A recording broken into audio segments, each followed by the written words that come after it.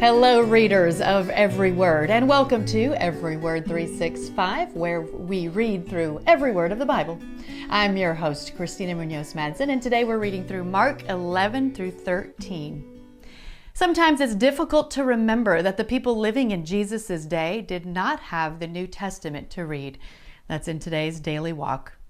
Have you ever really thought about that?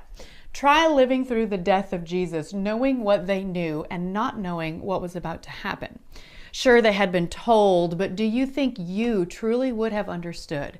It's easy for us to condemn the people chanting, "Crucify him," but if we're honest, it likely would have been difficult to be one of the few not chanting. It all just didn't make sense at the time. Think about how much we struggle to understand everything today, and we do have the New Testament.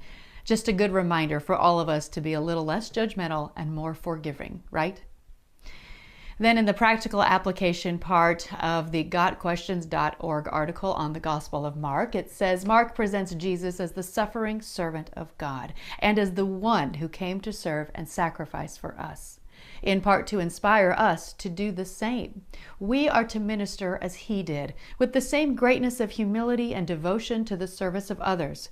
Jesus exhorted us to remember that to be great in God's kingdom, we must be the servant of all. Self-sacrifice should transcend our need for recognition or reward, just as Jesus was willing to be abased as he laid down his life for the sheep. Then I'm including more from Got Questions on the triumphal entry. The triumphal entry is that of Jesus coming into Jerusalem on what we know as Palm Sunday, the Sunday before the crucifixion. The story of the triumphal entry is one of the few incidents in the life of Jesus which appears in all four gospel accounts: Matthew, Mark, Luke, and John.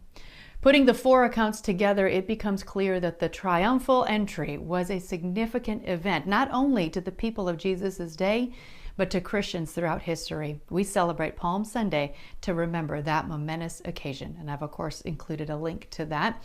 I'm also including two links on the parable of the fig tree, which are very in-depth, and if you want to know more about it, you can check those out. That's on the parable of the fig tree and also on the Why Did Jesus Curse the Fig Tree? Tomorrow is another day off or a day to play catch up, and then our next reading will be Mark 14 through 16. Happy reading!